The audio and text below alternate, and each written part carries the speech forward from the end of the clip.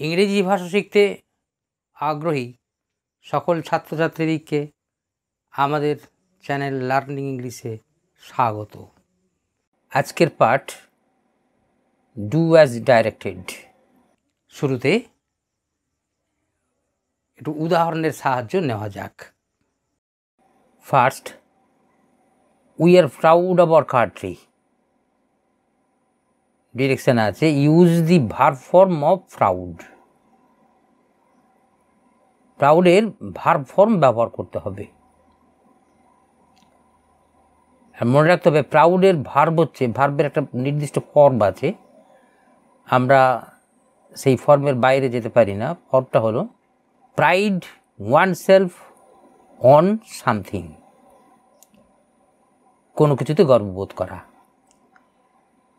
সেই অনুসারে এটা হবে we pride ourselves on our country.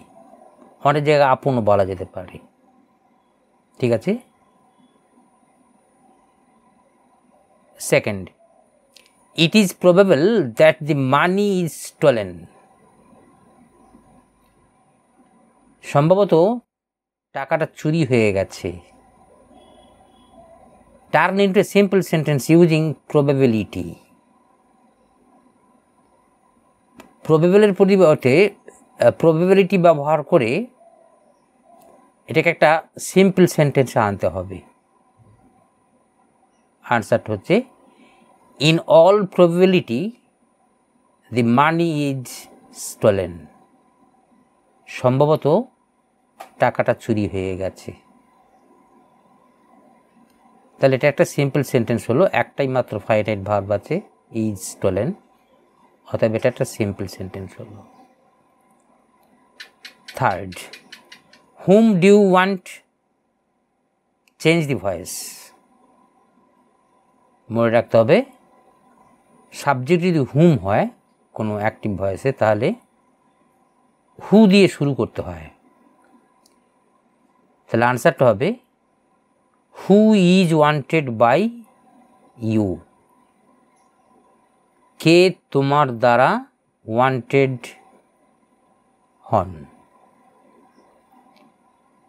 Fourth, I am sorry to hear of your failure.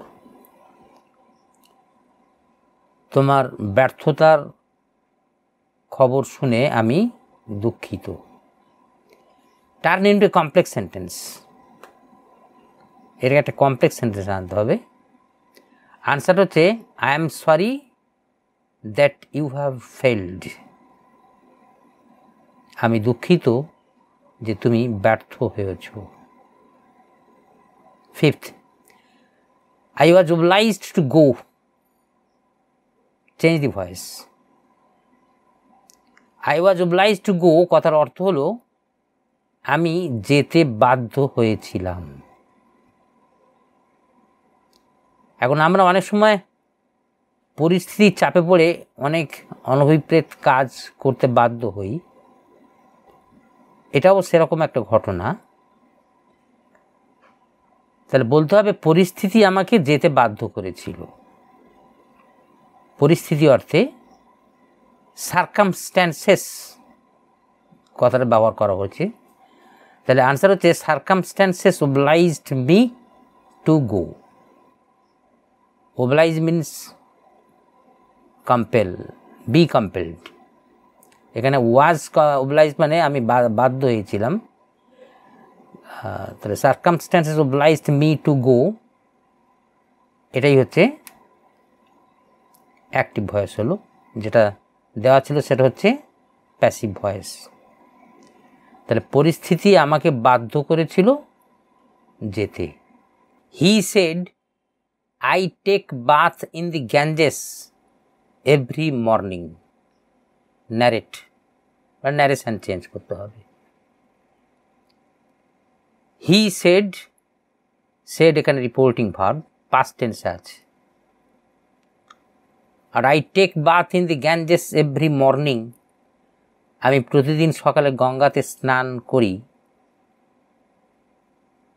এখন reported speech I take bath in the Ganges every morning, এই inverted কমার মধ্যে একটা নিয়মিত অভ্যস্ত কাজের কথা বলা হয়েছে। এভরি মর্নিং থেকে তার প্রমাণ পাওয়া যাচ্ছে। প্রতিদিন সকালে আমি গঙ্গাতে স্নান করি, এটা একটা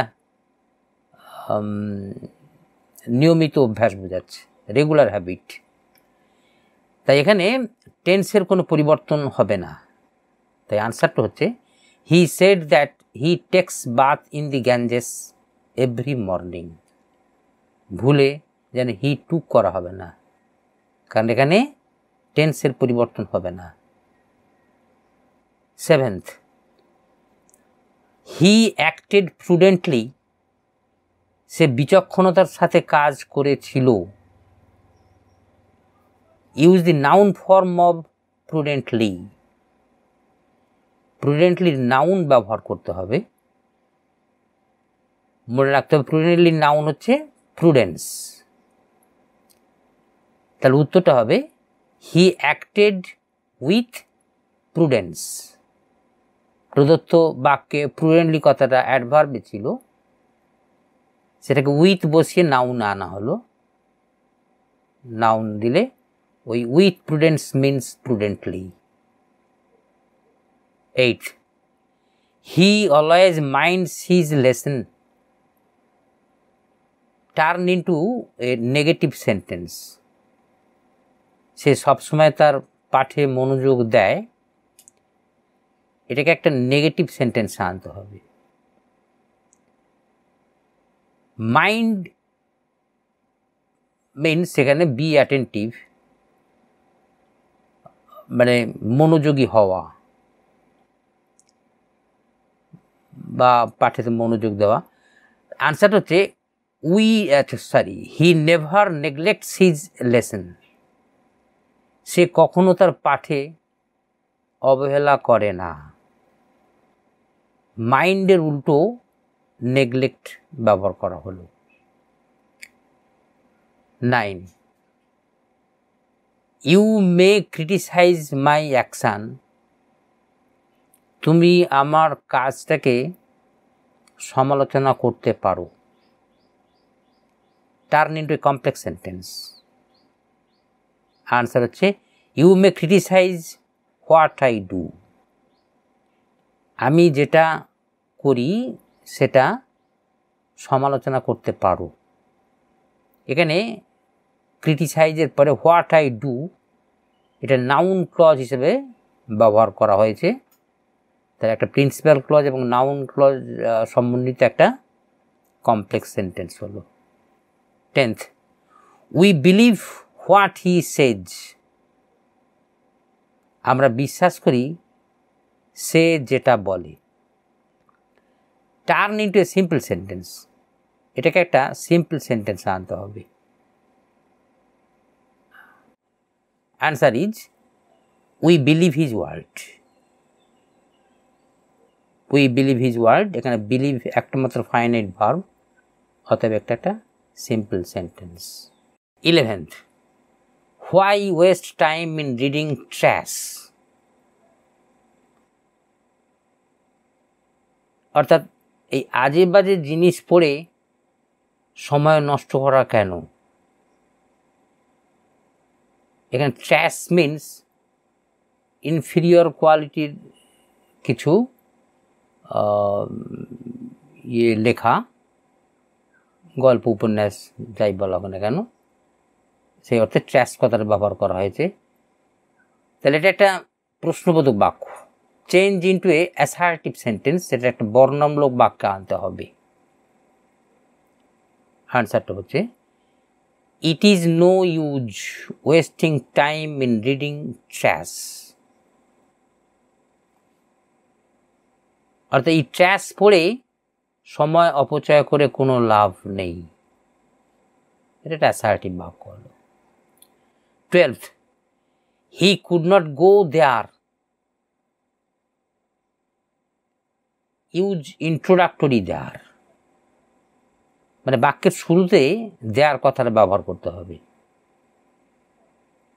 আনসার উইল বি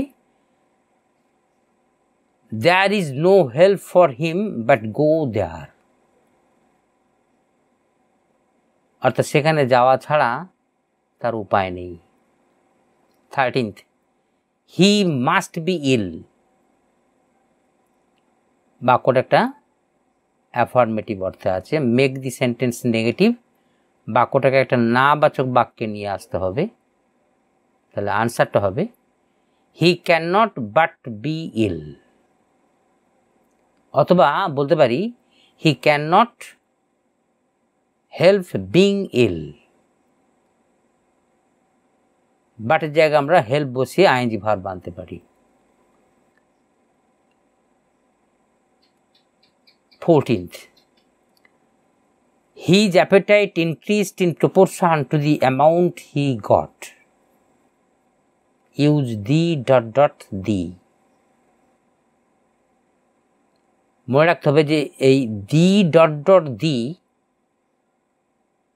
এটা যত তত অর্থে ব্যবহার করা হয়, ডটের মাঝে অনেক কথা আসবে। যাক, আনসার ইজ, আগে প্রদত্ত বাক্যের মানেটা বলি। মানেটা হচ্ছে সে যত পেল তত তার ক্ষুধা বেড়ে গেল। আনসারটা হচ্ছে the more he got, the more did his appetite increase. যতই সে পেতে লাগলো ততই তার ক্ষুধা বেড়ে যেতে লাগলো। অ্যাপেটাইট মিন্স ক্ষুধা। এর অনুসরণে একটা বাক্য বলি, সেটা যদি মুখস্থ রাখা যায় তাহলে এই টাইপের যত ডুয়াস ডাইরেক্টেড থাকবে পারা যাবে। কথার হলো the more you read the more will you learn. Repeat করি, the more you read the more will you learn. এর বাংলাটা হলো যতই পড়িবে ততই শিখিবে। আর এই উপদেশটাও সবার উদ্দেশ্যে, মানে সকল ছাত্রছাত্রীর উদ্দেশ্যে এই উপদেশটা আমারও রইল। 15th, though he is poor he is honest, use as and rewrite the sentence. বাক্যটাকে অ্যাজ ব্যবহার করে আবার লিখতে হবে, কিন্তু অর্থটা কিন্তু একই থাকবে। আমরা সাধারণত অ্যাজ ব্যবহার করি বাক্যের শুরুতে, যেহেতু সেহেতু অর্থে ব্যবহার করি। যেমন as he is ill he can not go, যেহেতু সে অসুস্থ সেহেতু সে যেতে পারছে না। কিন্তু এখানে অ্যাজ ব্যবহার করলে ওইভাবে ব্যবহার করা যাবে না। যা আনসারটাকে বলি, আনসার হলো পুর অ্যাজ হি ইজ অনেস্ট। যদিও সে গরিব তবুও সে সৎ। তাহলে মনে রাখতে হবে পুর কথার এখানে অ্যাডজেক্টিভ, অ্যাডজেক্টিভ যদি বাক্য দিয়ে যদি বাক্য শুরু হয় এবং সেই অ্যাডজেক্টিভের পরে যদি অ্যাজ বসিয়ে বাক্যটা কমপ্লিট করা হয়, সেই অ্যাজের অর্থ হচ্ছে যদিও। ঠিক আছে।